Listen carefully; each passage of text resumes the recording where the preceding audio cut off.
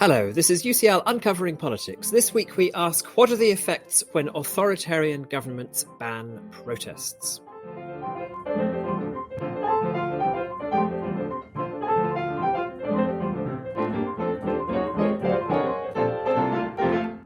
Hello, my name is Alan Rennick, and welcome to UCL Uncovering Politics, the podcast of the School of Public Policy and Department of Political Science at University College London.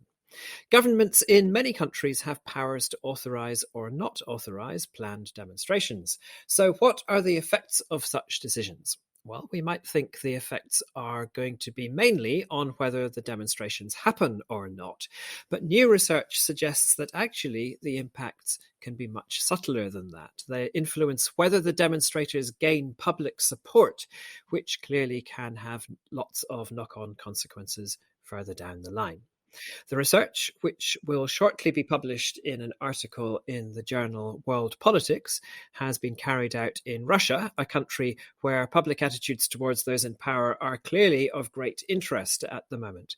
It also has implications for other autocracies, and it might at least raise questions in democracies too, not least as the UK government's powers relating to protests are increased. Well, the article's author is Dr. Katerina Tertichnaya, Associate Professor in Comparative Politics here in the UCL Department of Political Science. Long-standing listeners to UCL Uncovering Politics may recognize Katerina from her previous episodes on the Russian dissident Alexei Navalny and on public opinion in Russia. And I'm delighted to say that Katerina joins me now. Welcome back, Katerina, to UCL Uncovering Politics. It's great that you can join us again. And let's get stuck straight into the work that you've done here. How would you characterize the question that was driving this research?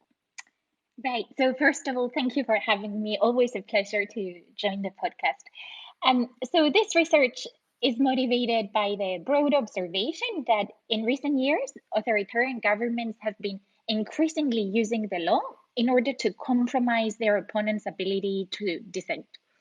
For example, we know that autocrats today label organizations and individuals as foreign agents, and they impose restrictions on who can lawfully participate in politics, be it through protest or elections. For example, as I write in the paper, in the short span of about 20 years between the early 2000s and late 2010s, the share of non-democratic regimes that adopted legislation that allows the governments to preemptively hinder assembly has increased dramatically. Nevertheless, such restrictions on assembly in general are seldom effective at preventing broad protest. So we see over and over again defiant demonstrators taking to the streets, even when they have not succeeded at securing protest permits from the authorities. So simply put, the question I ask is whether restrictions on protests dampen or whether they bolster defiant groups' ability to generate mass support. So are defiant demonstrators, and in this case, demonstrators who participate in an authorized protest, punished, or are they rewarded for defying obstruction? And that's how I would summarize the question. And what were you expecting to find? So as you say, it seems that these restrictions on protests often don't actually prevent protests from taking place, which might raise the question, well, what's the point then of trying to stop the protests? But I guess your hunch was that there's something else that the governments in these autocratic countries may be able to achieve in terms of public support for the protests. So just what was your hunch as to what's going on here? Yes, so approaching this question from a theoretical perspective, it was possible to generate mixed expectations, right? So we did not have clear theoretical priors as to how the effects would operate. So would demonstrators be rewarded or would they be punished? On the one hand, it was possible to anticipate that demonstrators who dissent despite obstruction signal, defiance, they signal strength and resolve. And so they should be rewarded for resisting oppression. That would be one expectation. Another expectation would be that demonstrators who participate in an authorized protest show disrespect and disregard for the law, and so they could pay a penalty for that, and the penalty would translate in loss of support. But of course, the question in political science is always, it depends, right? So those broad expectations could manifest themselves differently in different parts of the population. And I think this is what the paper eventually shows. The effect of unauthorized protest varies depending on people's prior beliefs about whether the law is legitimate or not, and whether the demonstrators are defying lawful legislation or not. And we will get into those findings in a little bit. And presumably one would also expect there to be an effect depending on the media and how the media report on these demonstrations and the actions of the authorities in relation to the demonstrations. Oh, absolutely. So I was looking, in my response, I was focusing more on heterogeneity based on individual characteristics, but the informational environment in which protests take place and people form opinions is very important for shaping the public's responses to unauthorized protest. And you've hinted on one such factor of the broader environment, and that's, of course, media freedom and media portrayals of demonstrators. The way protest gets framed in the press and in the media is one way through which people evaluate what has happened in the streets and form assessments. And as you very rightly note, Alan, in non-democratic regimes, the press is very critical of unauthorized protest, often described as illegal, dangerous, disruptive, and potentially harmful for society. It's interesting because one might imagine that an authoritarian government banning protests would want to do it kind of quietly and make sure that there was sort of minimum attention being given to this, because one might imagine that banning protests might be thought unpopular, that people might be concerned about restrictions on their freedom. But actually, we often, as you say, we see very demonstrative media campaigns around showing that this is what they've done and that therefore the demonstrations are illegal, because actually that's part of their kind of media strategy and strategy for painting their opponents in a negative light. Yes. So, Alan, you're just, beautifully summarizing what I call the puzzle of publicized preventive repression. As you say, political science scholarship over the years generates the expectation that when dictators engage in preventive repression, they should do so in the dark. Right? They should not publicize the fact that they are, repressing their opponents, or that they're stifling dissent or restricting people's ability to act, precisely because there are reputational costs to pay. And so, approaching this question of protest authorizations and decisions being communicated publicly represents a puzzle. As you say, why is it that contemporary autocrats, not just in Russia, but elsewhere as well, publicize the fact that they have restricted assembly? And not just that, but also publicize their failure to effectively prevent demonstrations. As I write in the paper, the Russian authorities will publicize that upcoming protests are unauthorized by various ways. For example, they'll put up street banners, they will make the announcements in the press, they will write about it on social media. And the authorities in Hong Kong, ahead of the anti-ELAB protests, they would even stage press conferences to let everybody know that upcoming protests were unauthorized and so they should not participate in them. So that is very puzzling if you think that all the authorities want to achieve is to prevent the protest from happening. What my research suggests is that sometimes the authorities may actually be very content with the protest going ahead, precisely because one of their aims is to shape opinions towards demonstrators, but also towards themselves. This is so fascinating. We'd better get into the actual research, or we're going to be too tempted to discuss the implications of the findings before we've actually talked about how you got to the findings. So can you explain for us, given that this was your question, what were the methods that you employed in order to get at this question? Right. So the question was, how does participation in an authorized protest influence people's views of demonstrators and of the protest?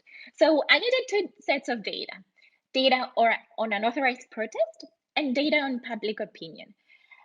Approaching this question, I realized that we really didn't have extensive systematic data on the occurrence of on protest and on their characteristics, whether authorized or not. And this is the case not just in Russia, right? So we have fantastic protest event catalogs for those who study authoritarian politics.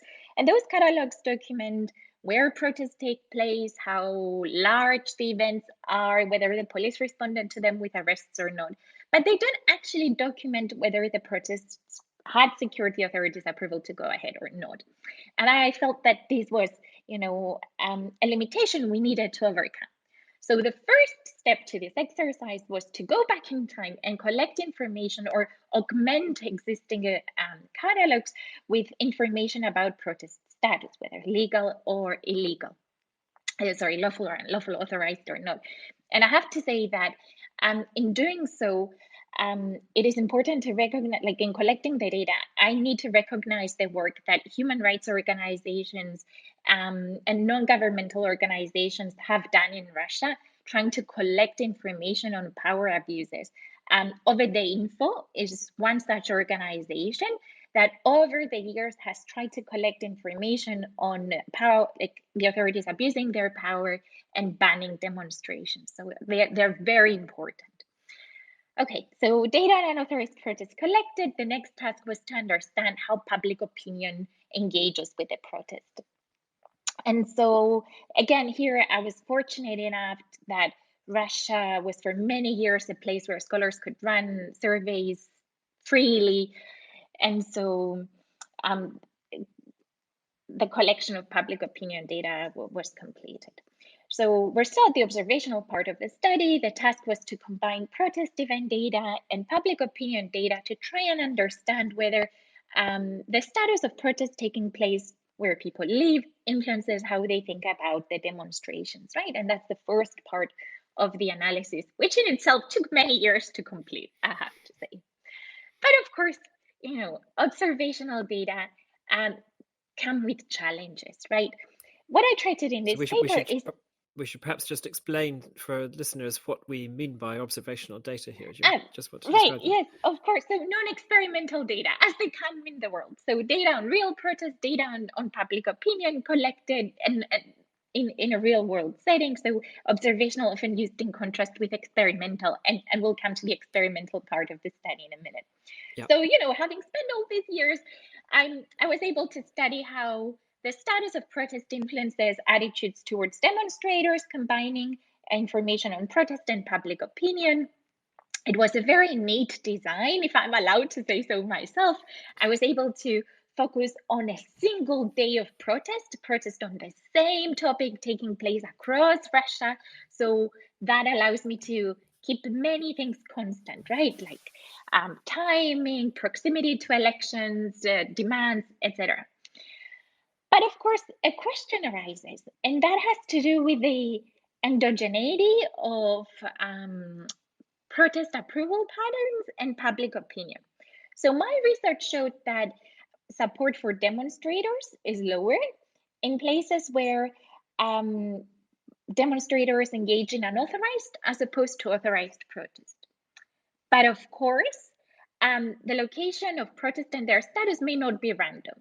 And a chief concern for my work was, okay, what if the authorities are more likely to deny permits where they know that the opposition enjoys lower support to start with? If that is the case, I'm not really capturing the real effect of protest authorizations on public opinion, but some underlying dynamic that shapes whether the protest will be authorized or not to start with. And we should just explain for listeners again that the word endogeneity is used basically by political scientists to mean that kind of thing, where there's something inside the world that we're not quite observing that is leading to the outcome rather than the thing that you're interested in. Absolutely, absolutely. So that is correct. And in our case, it would be the concern that the location of authorized and unauthorized protest does not necessarily shape public opinion, but is itself shaped by how people feel about the opposition. Yep. So, those concerns aside, like, what do we do? And I think what I was then able to do is design an experiment, and an experimental design has there are many concerns with how we design the experiments, how we present them to respondents, how valid they are in the real world, but they're very well suited for addressing these concerns that I just discussed, because people who participate in surveys can be randomly distributed, randomly allocated into groups that are otherwise similar. And then we randomly vary the information they receive about protest in ways that help us understand how different characteristics shape how people think about the protest and about the outcomes of interest.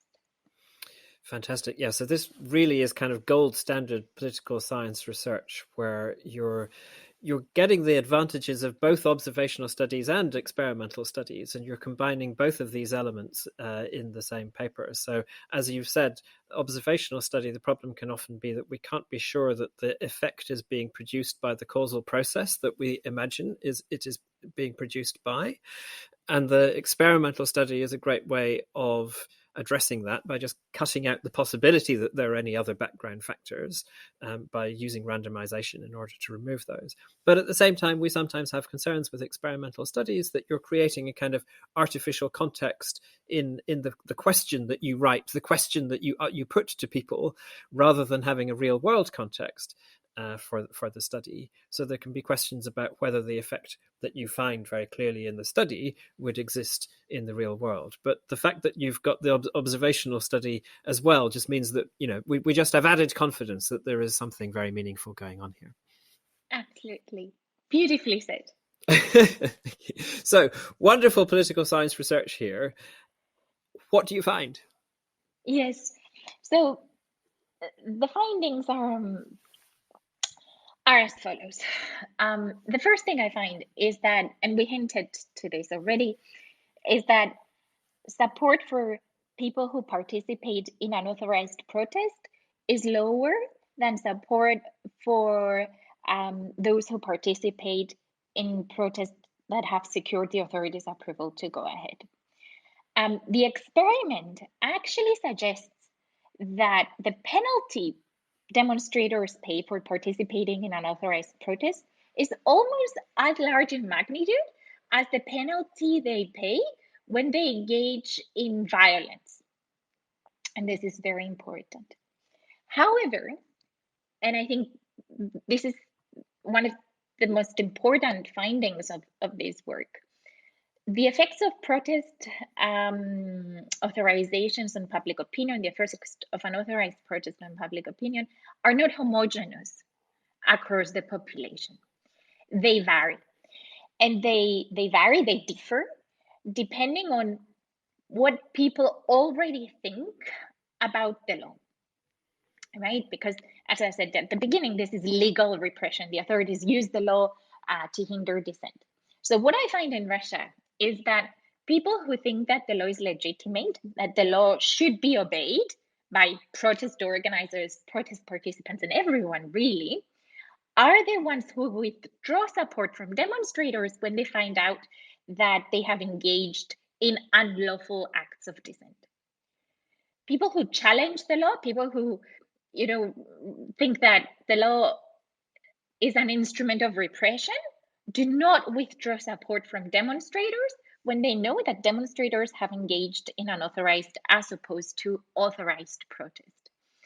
And I think this is a very important finding, because it also has implications for how far we should anticipate findings to travel beyond Russia, but also within Russia over time. Mm. And you want to develop that thought a little bit further? Just what are your expectations around the traveling capacity of these findings?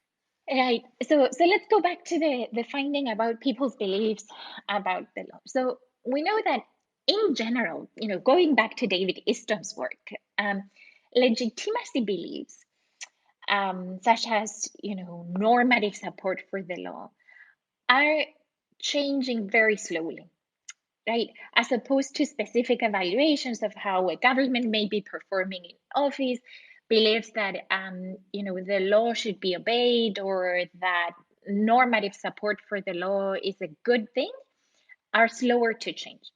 However, they're not immutable. They do shift, and they are themselves people's beliefs about the law endogenous, as we discussed, to government action. I guess what my findings suggest is that the more the authorities continue to use the law as an instrument of repression, the more the law loses its ability to persuade. People's normative support for the law may erode. And when this happens, these strategies of legal repression will also lose their effectiveness because they're, to the extent that they're rooted in people's legal beliefs and normative support for the law. And I think that is an important finding. Indeed, in Russia, what we found is that between 2020 and 2021, and this is a period of escalating repressions in Russia, people's normative support for the law declined. There was a lower share of people, a smaller share of people who thought that the law was legitimate in 2021 than it was in 2020. So I think it is a very interesting question whether abuses of power and the use of the law as an instrument of repression will dampen the law's ability to persuade people about the undesirability of so-called unlawful tactics. Mm.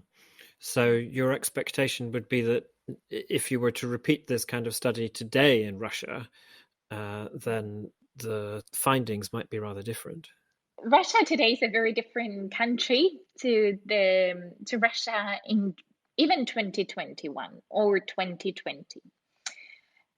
We have seen an increase in political repression domestically, protest against the war, but also protest against the authorities have been effectively criminalized. And so parts of the argument are no longer valid in this country. However, it is not entirely clear what has happened to people's beliefs about the legitimacy of the law. It is possible that abuses of power have negatively impacted support for the law and the authorities, but it's also possible that the dynamics of growing propaganda, increased patriotism have prevented support for the law from eroding, and we have no way of knowing unless we go in the field. Another concern with Russia that we had the opportunity to discuss in our previous podcast here is also that people may feel more fearful to express their true preferences in Russia today as a result of escalating repression. Very interesting.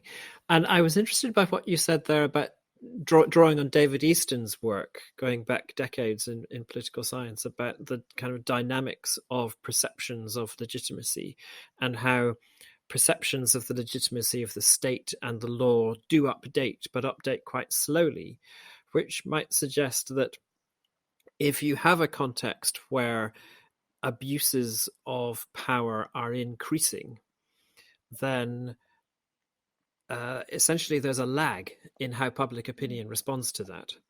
And there's a period when, in a sense, the state doesn't deserve the degree of support that it is getting from the public, but it is nevertheless still getting a significant level of support, which I guess potentially kind of creates a window of opportunity for those in power to engage in greater repression and not get blamed for it, if you like, and therefore they can entrench themselves in power by using this window as public opinion is gradually updating. Is that a fair characterization? Yes, of course. There is naturally a lag.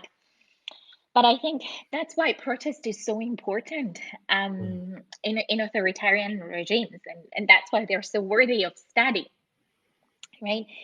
Um, Despite seeming stability, protest can punctuate, if you like, what people call the authoritarian equilibrium on which stable autocracies rely. And protest often is unpredictable. Their occurrence cannot be predicted by scholars, but they are very powerful in revealing information about power, like the authorities' abuses of power, about how widespread discontent is in society, and how easily stability could unravel. But to go back to your point, absolutely. Um, Normative, as David Easton calls it, normative support for the authorities and the law changes very little or much lower than specific support. And of course, what autocrats like Vladimir Putin try to do is really equate themselves and their administrations with the regime, right? So the leader and and and the political system need to be almost fused, a single entity, so that withdrawing support from the leader is a very consequential act. Mm. And what should we think about how the findings of this research travel to other countries? So you've already mentioned that there was a particular context in Russia that made this research very relevant, where you have essentially an autocratic setting, but one in which protest is still possible. There is some space for dissent, but that space has really now ended. So presumably we're looking here in this research and thinking about how it travels elsewhere also to countries that are in that kind of middle zone, if you like, where they're not fully democratic, but also they're not so autocratic that dissent is just not possible at all. Right. So there are a few questions here that we need to address.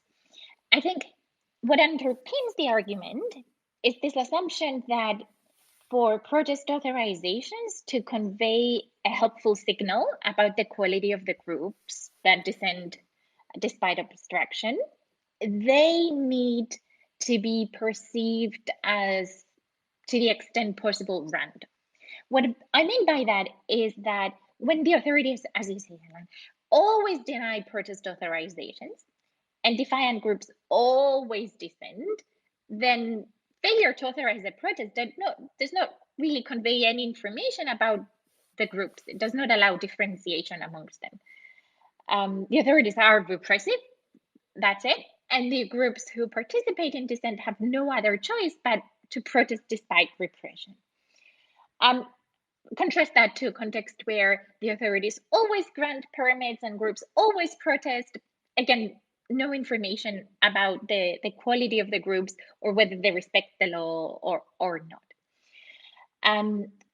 Authoritarian governments and the type of updating that underlines the argument, as you say, may be more applicable in contexts where the authorities authorize some protests yet ban others, and that allows some uncertainty to be maintained, right? So this mixing and matching of strategies also allows those in power to claim that, look, opportunities to protest remain available to the opposition, and if certain opposition groups choose to participate in protest without authorization, they do that for their own reasons. They aim to maximize disruption. They aim to maximize media coverage. So that maintains some plausibility to their argument. Failure to issue authorizations and participation in unauthorized protest may not be, helpful, may convey helpful information about groups in electoral autocracies that are more repressive, like, for example, Bahrain, Kazakhstan, Belarus, or even China, where only pro-government protests are allowed and activists are routinely prevented from attending meetings. And we also know, besides that, faced with the impossibility of obtaining protest permits, protest organizers in these regimes bypass the authorization process all together and participate in an authorized protest. And as I say in the paper, staging an authorized protest in these settings may not be seen as a strategy that organizers choose in order to maximize disruption, but truly as the only avenue that is available for those groups in order to express their grievances. I do not anticipate findings to travel in those settings. Yeah, okay. I suspect some listeners might be wondering about how desirable it is to conduct research like this. It might be thought that you're kind of giving hints to authoritarian rulers as to how they can best advance their own power. How would you respond to that? Yes, I think that is a great question, and one that all scholars of authoritarian politics must address before embarking on any kind of research. What I would like my work to do, both through the paper that we're discussing today, the grant that supports it, and indeed today's podcast, is to raise awareness of the many ways in which authoritarian governments use the law to stifle dissent. I think doing so is important because legal strategies of repression, like the ones reviewed today, are truly insidious. Autocrats pass legislation that stifles dissent, they ban protest, and there's very little outcry. Or there is less outcry comparatively than when they arrest individuals who protest, for example. We need better data. We need good evidence on how protest authorizations are used, on when the autocrats ban protest, and we need those to, feed to non-governmental organizations, organizations that monitor civic space developments, so that they can, rely on them to make a concrete and compelling case of how abusive these regimes are. And I would even go a step further, and I would say questions about respect for human rights, the right to assembly and expression, need to be part of, conversations with these governments at an international level, at an intergovernmental level. These questions need to be brought up. I would say this is directly relevant for how we study these regimes. The project also suggests that, the effectiveness of preventive repression is contingent on people's beliefs about the law. If anything, the work suggests that the more the authorities abuse the law, the less convincing they will be to their own populations. Findings also show very clearly that engaging in preventive repression dampens support for the authorities who do so, and it also dampens the credibility of the law. But more broadly, I would say it is important to engage in questions that inform and improve our understanding of authoritarian politics, and making sure that findings reach the appropriate audiences is the task of researchers. Yeah, no, I'm sure you're right. It's a really important point, really, really important point. Final question. I mentioned at the start that the UK has been introducing new legislation that is increasingly restrictive of protest. Now, clearly your research was on Russia, very, very different context, and there's presumably no direct read across. But do you have any reflections on what we see in the UK at the moment, based on your research and your experience of the Russian case? Yes. So again, I would like to start by saying I am not an expert on, in democratic politics, but I think developments in the UK are a cause for concern. I think the Public Order Act and especially the serious disruption prevention orders have the potential to significantly limit the freedom of demonstrators. For example, by allowing courts to prevent individuals from attending protests at all, even before those take place, or even before organization has started. Another concern, I think, from comparative scholarship, is that the new Public Order Act has the potential to create what we call a chilling effect. So impacting not only those targeted by it, but all potential demonstrators from taking to the streets because of fears or concerns about the kinds of violent protest policing that it makes possible. And of course, we've seen this time and time again in authoritarian politics. Vague provisions allow those in power, be it the police or the authorities, great discretion when it comes to defining what constitutes potentially disruptive protesting. And I think those are important things to keep in mind. And I should say also, we focus today's discussion on authoritarian politics, but authoritarian governments are not the only ones who use the law to restrict protest or people's rights. Actually, the literature, the academic scholarship on protest policing began from the study of protest policing in Western Europe and North America. I would say under escalated force policing, which was prevalent up until the 70s, the authorities would regularly deny protest permits for organizers. Martin Luther King, for example, was repeatedly arrested for participating in protest without a permit, and permits were also denied against those protesting that were in Vietnam in the United States, for example. So it is not just a story about autocracies. Yet it would be an omission not to say that in contrast to electoral autocracies, democracies do have institutions, courts, human rights commissions, whose job is to promote and hold human rights and ideals. So people in democracies have the opportunity to appeal, to express their discontent, to object to violent protest policing, and challenge abuses of power in ways that people living in autocracies do not. And that is a fundamental difference.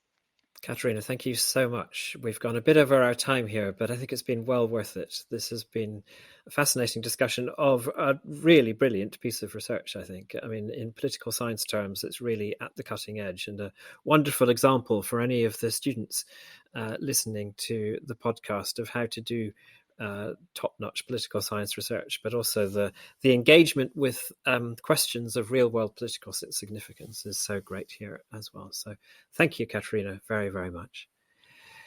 We've been looking at the article Preventive Repression and Public Opinion in Electoral Autocracies by Katerina Tertichnaya, which is forthcoming in World Politics. Given that the article is still forthcoming, we can't link to it in the show notes as we usually do, but listeners will be able to look out for it very soon. And I should say the reason we haven't waited for the article to come out before doing this episode is that very sadly for all of us here, Katerina will be moving on from UCL after the summer to take up a wonderful new post at the University of Oxford. I'll try that again.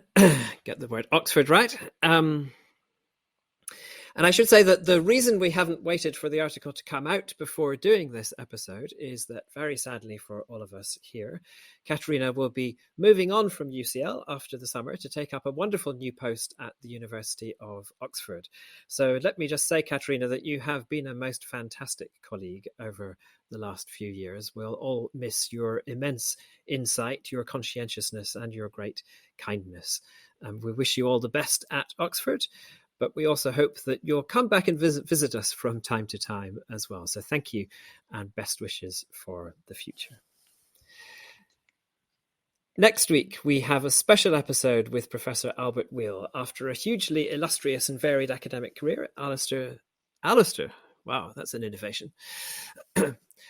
After a hugely illustrious and varied academic career, Albert is moving gently into well-earned retirement, so we'll be exploring some of the themes in his research over the years, which has spanned subjects from social contract theory to priority setting in healthcare policy and everything else pretty much in between. Remember, to make sure you don't miss out on that or other future episodes of UCL Uncovering Politics, all you need to do is subscribe. You can do so on Apple, Google Podcasts, or whatever podcast provider you use. And while you're there, we'd love it if you could take a moment of time to rate or review us too.